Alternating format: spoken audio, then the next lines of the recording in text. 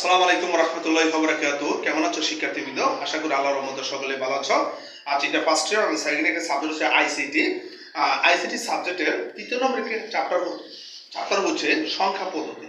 আজকে সংখ্যা পদ্ধতির প্রথম অংশের একটি টপিক আলোচনা করব, কিভাবে দুইয়ের পূরক পদ্ধতিতে যোগ করা হয়।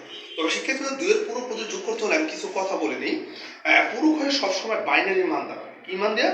পূরক হয় বাইনারি মান দেয়া, এটা মাথা ধরে রাখতে হবে। আর পূরক হবে 8টা বেস দ্বারা। পূরক হয় 8 বেস ইভেন, আর পূরক হবে ছোট মান দ্বারা। পূরক হবে ছোট মান, অর্থাৎ আমি এই কথাই বুঝাইলাম। 1 নম্বর টপিকস মনে রাখতে হবে, পূরক হয় বাইনারি মান দ্বারা। 2 নম্বর হবে পূরক হয় 8 বেস। 3 নম্বর কথা মনে রাখতে পূরক হয় ছোট সংখ্যা দ্বারা। তিনটা কথা মাথা ধরে রাখতে হবে। চলো সেই কথা আমি চলে যাই। তো শিক্ষার্থীবৃন্দ, এখন 25 30 আছে, যোগ করো। আমি কিন্তু বলছি পূরক হয় বাইনারি মান দ্বারা, কিন্তু এখানে মানটা কি দশমিক আছে।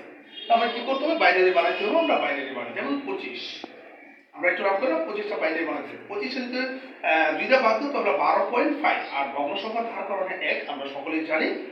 2 আবার 12 এর দুইটা বাদ দিলে 6, এটা পূর্ণ সংখ্যা। পূর্ণ সংখ্যা থাকলে 0। আবার 6 এর দুইটা বাদ দাও, আইবো 3, এটা আমাদের পুরো ভগ্ন সংখ্যা নাই, এটা আমি কি 0। আবার 3 এর দুইটা বাদ দিলে 1.5, ভগ্ন সংখ্যা থাকবে ভগ্ন সংখ্যা থাকার কারণে 1।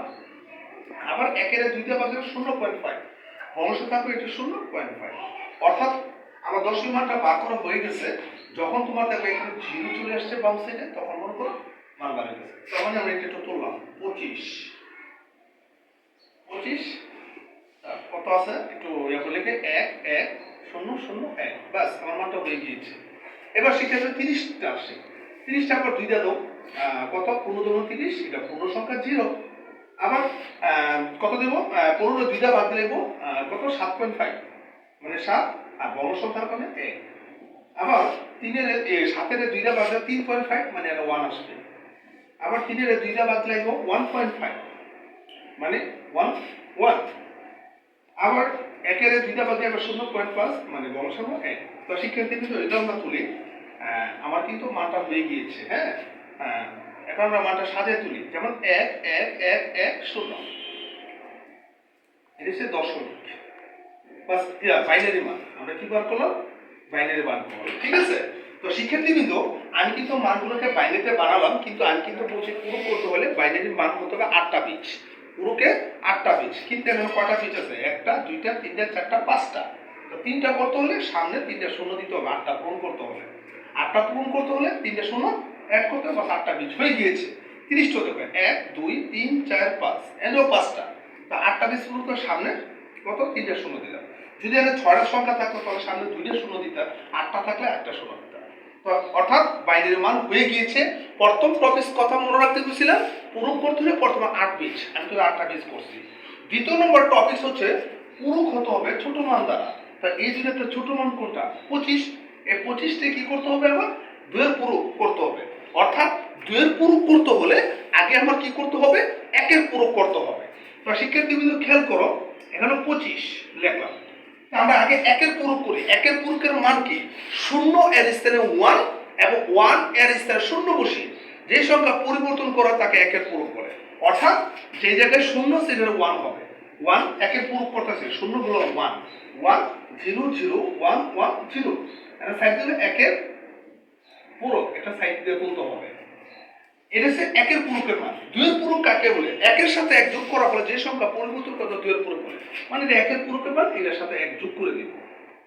এটা লেখো দুইয়ের পূরক, এই সাইড টুলটা তোমার দিতে হবে। তো আমরা যোগ করি, বাইরের যোগের সূত্র বলতে 0 একের মান কত? 1, হাতে নাই, অবশিষ্ট যা আছে আমরা তুলে দিলাম। ঠিক আছে শিক্ষার্থী? অর্থাৎ দুইয়ের পূরক করছে, আমরা একের পূরক করলাম, দুইয়ের পূরক করলাম। এখন প্রশ্ন থাকতে পারে যে বড় সংখ্যা পূরক হয় না কেন? পূরকের ধারা অনুসারে কখনো বড় সংখ্যা পূরক হয় না। এখন আমরা মেইন অঙ্ক করবো, এখন এখান থেকে করি। এখন আমি যে বড় সংখ্যাটা আগে তুলব 30, তারপর এখানে মান আছে কত? 0 0 0 1 1 1 1 0, আর এটা 25। 25 এর মান যে পূরকের মানটা হলো, যেমন 1 1 1, তারপর 0 0 1 1 1, বাস। এবার শিক্ষার্থী 30 আর 25 কত? 55 55 লিখলাম। এবার শিক্ষার্থী চলে আসো আমাদের অঙ্ক পূরকের বাইনারি যোগের সূত্র অনুসারে। শূন্য একের মান কত? 1 হাতে নাই। 1 1 কত? শূন্য। বাইনারি সূত্র অনুসারে হাতে থাকে 1। 1 1 কত? 2, 2 এর কত? 3, তিনটা 1 যোগ করলে 1 আবার হাতে 1। একটাই 0 জায়গায় 1 1 কত? শূন্য আবার হাতে 1। একটা এইখানে ধরতে হবে 1 1 কত? শূন্য আবার হাতে 1 1 কত? শূন্য আবার হাতে 1 1 কত? শূন্য আবার হাতে 1 1 কত? শূন্য। এবার অবশিষ্ট 1 আছে, এই 1টা এখানে লিখবা। এই অবশিষ্ট 1 কে তুমি একটা কি করতে? ব্রেকেট চিহ্নের মধ্যে আটকাতে হবে। আর হ্যাঁ শিক্ষার্থী কিন্তু মনে রাখবা, পুরো অঙ্কটা হয়েছে কি হয়নি তুমি কিভাবে শিওর হবা? শিওর হতে হলে লাস্টে অবশিষ্ট 1 আসতে হবে। ক্যারি 1, অর্থাৎ ক্যারি 1 আসতে তোমার পুরো হয়ে গিয়েছে। বাস ক্যারি 1 এটা লিখে দিবে CARR, ক্যারি আউট। অর্থাৎ আমার ক্যারি আউট চলে আসছে। পুরো সম্ভব নিয়ম শিওর নিয়ম হচ্ছে তোমার ক্লাসে ক্যারি 1 আসতে হবে। তো শিক্ষার্থী কিন্তু কিভাবে দুয়ের প্রুফ করতে হয় আমি তোমাদের দেখালাম। যারা শিক্ষার্থী আছো তোমরা হাতে কলমে খাতা নিয়ে তোমরা এই অঙ্কটা প্র্যাকটিস করো। এই নিয়ম আশা করি তোমাদের অনেক উপকার আসবে। এই নিয়মে যত অঙ্ক আছে তোমরা পারবা। হোয়াইট বোর্ডটা দেখো আমি কিভাবে করছি, তোমরা একটু প্র্যাকটিস করো, আশা করি তোমাদের উপকার আসবে। তো সেক্ষেত্রে আছে বন্ধু থাকবে নমস্কার। আগামী ক্লাস আইসিডি বিষয়ে নতুন কোনো টপিকটা হাজির হবো, আছে বন্ধু থাকবে।